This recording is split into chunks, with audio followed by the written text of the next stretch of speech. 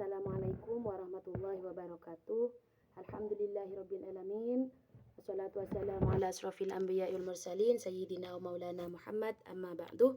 Yang saya hormati Ketua Yayasan Pondok Pesantren Zainul Hasan Genggong, Kyai Haji Muhammad Hasan Mutawakkil 'Alallah SHMM, dan yang saya hormati Bapak Rektor Universitas Islam Zainul Hasan Genggong, Dr. Abdul Aziz Wahab BAMAG, dan yang saya hormati Bapak Kaprodi PGMI Firdaus Ainul Yakin, dan tak lupa pula Ustadzah Nur Fatimah MPDI yang saya hormati sekaligus dosen pengampu mata kuliah Pancasila.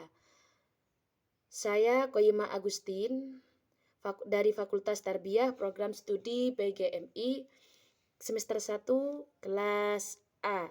Di sini saya akan memenuhi tugas UAS mata kuliah Pancasila.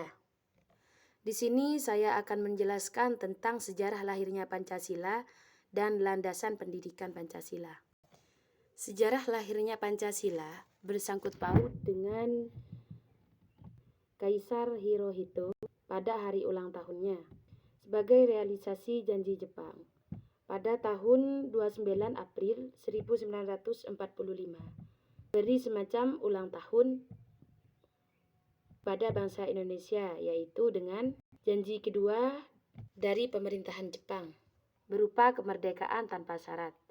Itu adalah salah satu terbentuknya sejarah lahirnya Pancasila. Sejarah lahirnya Pancasila itu meliputi yaitu sidang pertama BPUPKI, sidang kedua BPUPKI, dan yang ketiga adalah sidang pertama BPUPKI mulai bekerja pada tanggal 28 Mei 1945.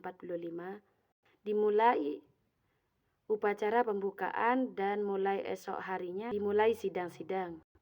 Dari tanggal 29 Mei sampai dengan 1 Juni 1945.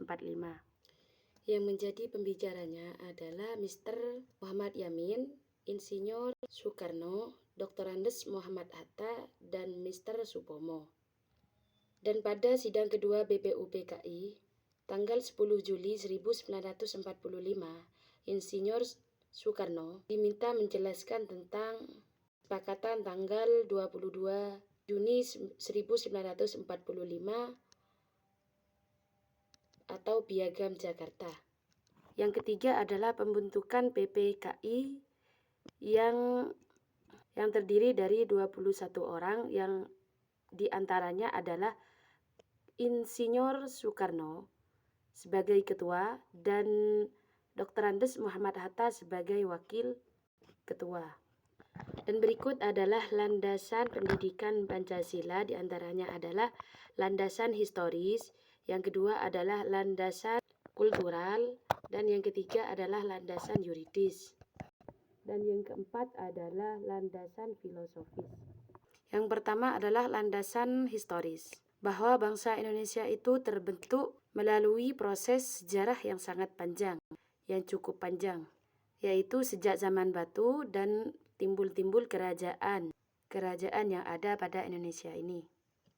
Dan jadi secara historis bahwa nilai-nilai yang terkandung dalam Pancasila, dalam setiap sila itu sebelum dirumuskan dan disahkan menjadi dasar negara yang historis dan objektif telah dimiliki oleh Indonesia itu sendiri. Yang kedua adalah landasan kultural. Bangsa Indonesia itu berbeda dengan bangsa-bangsa lainnya dalam mendasarkan pandangan hidup dalam bermasyarakat, berbangsa dan bernegara. Dia mendasarkannya pada asas kultural yang dimiliki dan melekat pada bangsa itu sendiri. 3. Landasan yuridis. Pancasila telah dituangkan dalam Undang-Undang Nomor 20 Tahun 2003 tentang Sistem Pendidikan Nasional dalam pasal 37 ayat 2 yang menetapkan bahwa isi kurikulum setiap jenis, jalur dan jenjang pendidikan wajib memuat pendidikan Pancasila, pendidikan agama, dan pendidikan bahasa Indonesia. Yang keempat adalah landasan filosofis. Secara filosofis, bangsa Indonesia sebelum mendirikan negara adalah sebagai bangsa yang berkebutuhan dan berkemanusiaan. Hal ini berdasarkan kenyataan objektif bahwa manusia adalah makhluk Tuhan yang Maha Esa, berpesatuan dan berkerakyatan yang ditandai dengan adanya seperti halnya di sini gotong royong, tolong menolong, dan selalu bermusyawarah dalam mengambil keputusan, yang diungkapkan dengan istilah gemah ripah loh jinawi, tata tentram, kerta raharja, atau yang lebih populer, masyarakat adil dan makmur berdasarkan Pancasila.